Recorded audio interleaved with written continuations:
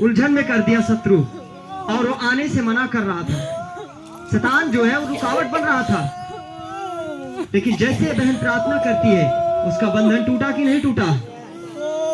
कितने लोग गवाहियों को सुने? और वहां गई प्रार्थना में। जब आपका प्रार्थना मसीह के साथ होता है, हर एक दीवार, हर एक रुकावटें गिर जाती यीशु के नाम में। तुम तीनों लोग पूरे रीत से आजाद हो जाओ। यहोवा तुम्हें आजाद करे आज। ये तीनों बहनें, ये टच कर पवित्र आत्मा, ये पूरी रीत से आज से आजाद हो। परमेश्वर इस बंधन से इन्हें मुक्त कर रहा है। महिमा दे, ये सब मुक्ति को प्राप्त कर रहे हैं। आपसे कोई रुकावट नहीं लगती।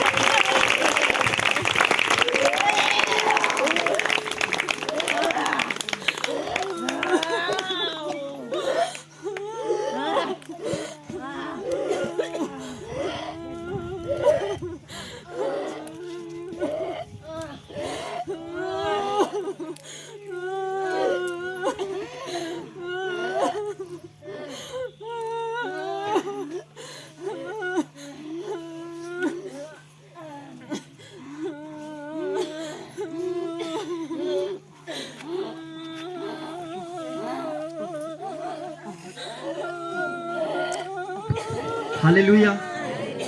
एक एक लोग गंभीरता से प्रभु की बातों को सुनेंगे। आमीन।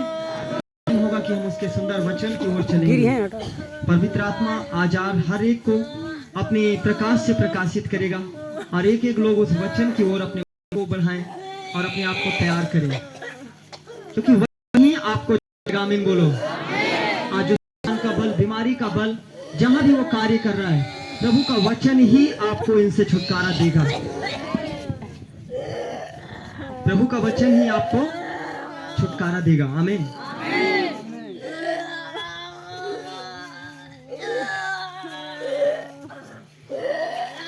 इनको किसी को मत छूना, याद पूरी से आजाद किए जाएंगे। हालेलुया। प्रभु का आत्मा एक एक को आजाद करेगा। आमीन।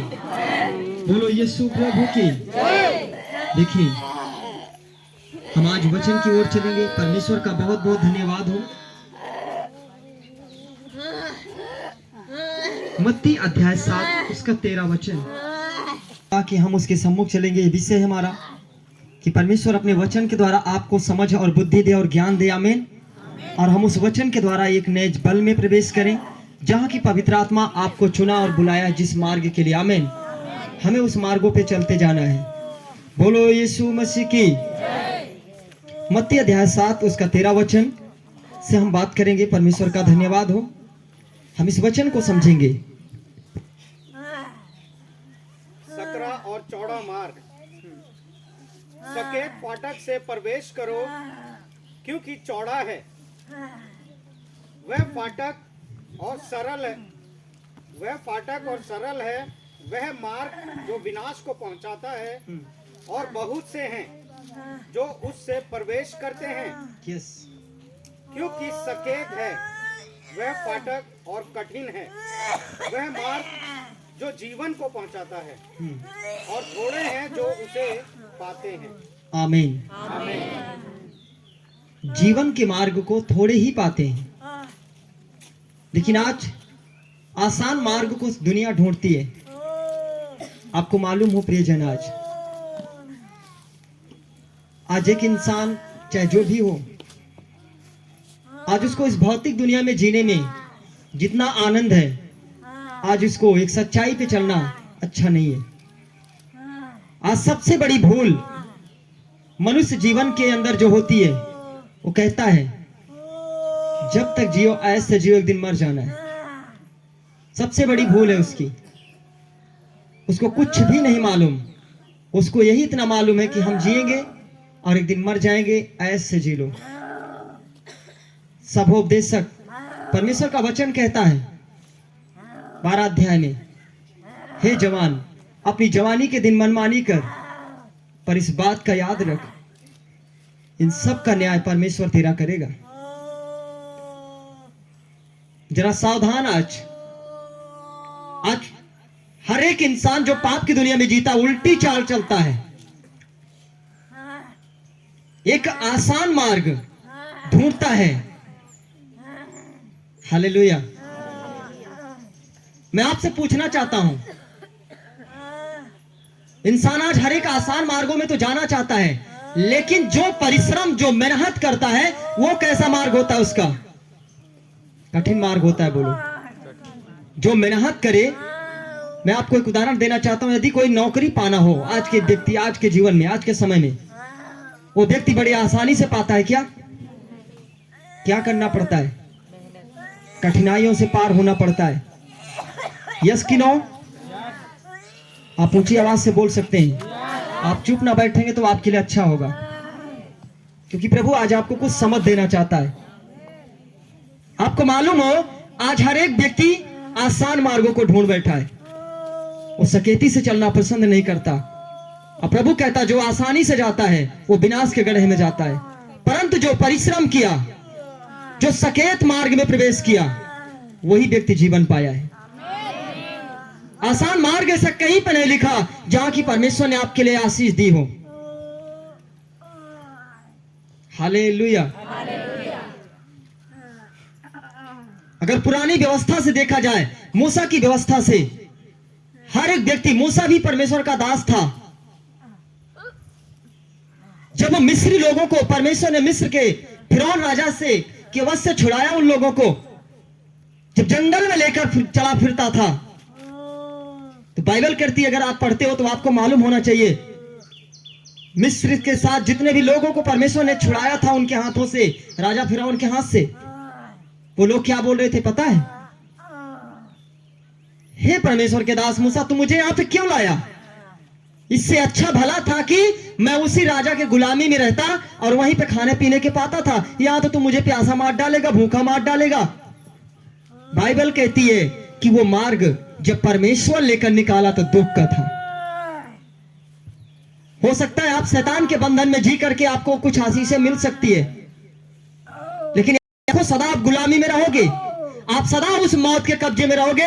थोड़ा बड़ा जिंदगी में खुशियां आ सकती है, 2 दिन के लिए, 1 दिन के लिए, लेकिन जो व्यक्ति आज दुख को झेलकर पार हुआ, परमेश्वर के साथ थे, वो अनंत जीवन में जाने वाला है।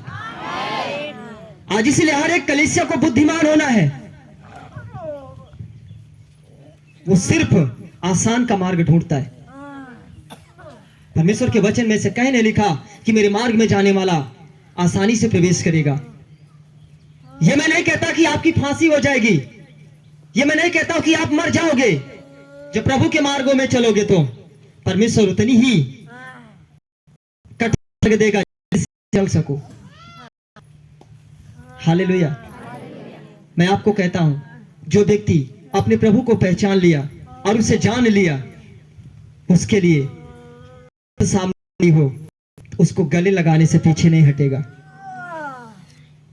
अपने प्रभु के लिए यदि वो मौत कहे, हे आपका नाम लेकर के कहे कि हे सुनो, आप इस मार्ग पे मत आओ, ये मार्ग परमेश्वर का है, अगर तू आगे बढ़ा तो मैं तुझे मार दूंगा। अगर मैं कहता हूं, अविश्वासी लोग होगा ना, जो होगा, जिसको प्रभु की पहचान नहीं है, तो कहेगा ठीक है, इससे अच्छा तो मुझे इसी संसार ही जीना अच्छा था, यहाँ पे कम से कम पाता था, यहाँ पे तो मुझे धमकी मिल रही है। तो प्रभु के पीछे मत जा, ये कर रहा है, वो कर रहा है। संसार के लोग बहुत सारे बुरे बुरे बोल देते हैं, ये क्या कर रहा है, ये सब शैतान है। मैंने बोला ना, शत्रु रोकता है। अभी देखो, आजादी का समय ये शैतान की रुकावटें हैं। ये जब तुम सकेत द्वार में प्रवेश करोगे, जिसको पता होता है, शैतान को अच्छी रीत से जब मालूम हो जाएगा कि ये सचमुच पार हो जाएगा, उसी समय शैतान मौत को लेकर खड़ा होता है, किसी साधारण चीज को नहीं। सबसे बड़ा दुश्मन कौन है? मौत है, हमारी और आपकी। मैं आपको चीजें बताने वाला, जो आज कहते हैं अच्छे से जियो, एक दिन मर जाना है, वो तो मरेंगे, शैतान के हाथों में जाएंगे। लेकिन मैं कहता हूं, परमेश्वर मौत है। परमेश्वर का नाम मौत लिखा गया कहीं पे? परमेश्वर के साथ है मौत रह सकती है। यहीं से आप पहचान लो, यहोवा परमेश्वर जीवन है, वो अनंत जीवन है। आमीन बोलो। वो मौत को नहीं जानता, लेकिन आज इंसान मौत के हवाले है। परमेश्वर ने कहा जो मौत के हवाले जा रहे हो मौत के हवाले जाएंगे, परंतु जो मेरे पास आएगा वो मेरे जैसे बदल जाएगा, मेरे जैसे बदल जाएगा, मरेगा नहीं। मैं आपको बताना चाहता हूं और कितने लोग वचन को पढ़ते हैं? आपने पढ़ा होगा नए नियम में प्रभु यीशु मसीह को कब्र में रखा गया था, प्रभु यीशु मसीह को जब कब्र में रखा गया था, वो है पहचान कि मौत से कैसे लोग होते हैं और बेमौत कैसे होते हैं। जो संसार में है वो कैसे हैं, जो परमेश्वर में मरकर जिंदा हो जाते वो कैसे होंगे। प्रभु ने कहा जैसे मैं पिता के पास जाऊंगा वैसे मैं फिर से, परमेश्वर तो आपको लेने के लिए ही आएगा, और जैसा परमेश्वर ने कर दिखाया वैसे ही आपको भी वो बनाएगा, वैसे ही आपको लेकर जाएगा। आमीन बोलो। मरने के बाद इंसान का कोई पता नहीं रहता जो पाप की दुनिया में है, लेकिन मैं आपको बताता हूं, जो आप बाइबल पढ़ते हो तो मत्ती रची सुसमाचार में जो परमेश्वर ने वचन में लिखा कि जब यीशु मसीह कब्र में रखा गया, हालेलुया, 3 दिन बीत चुका था,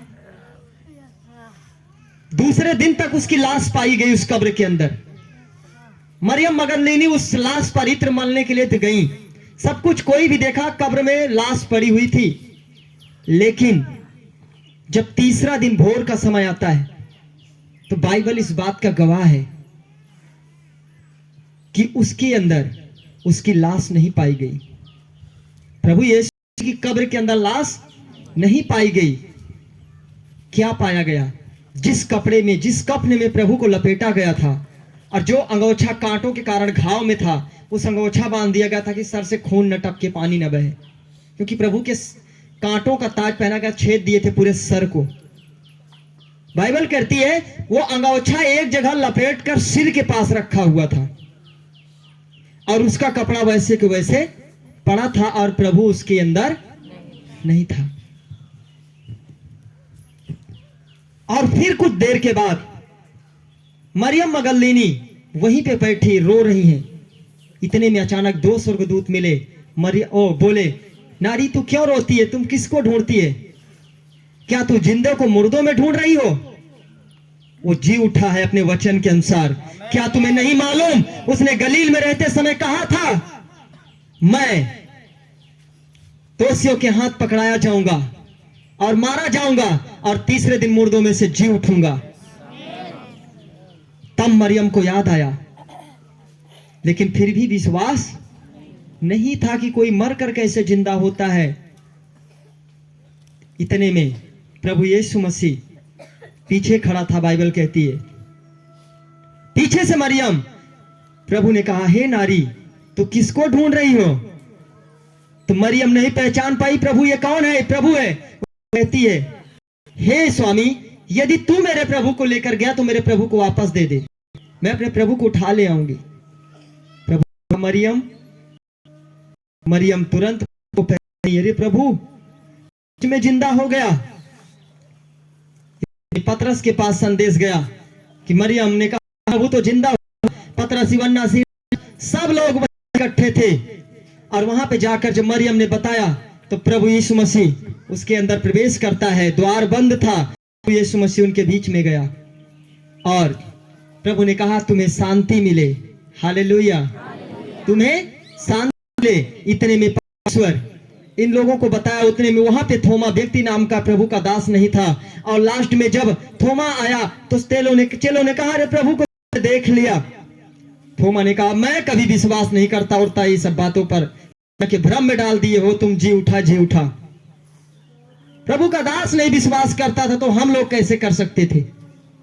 मैं वही तो आपको बताने वाला हूं।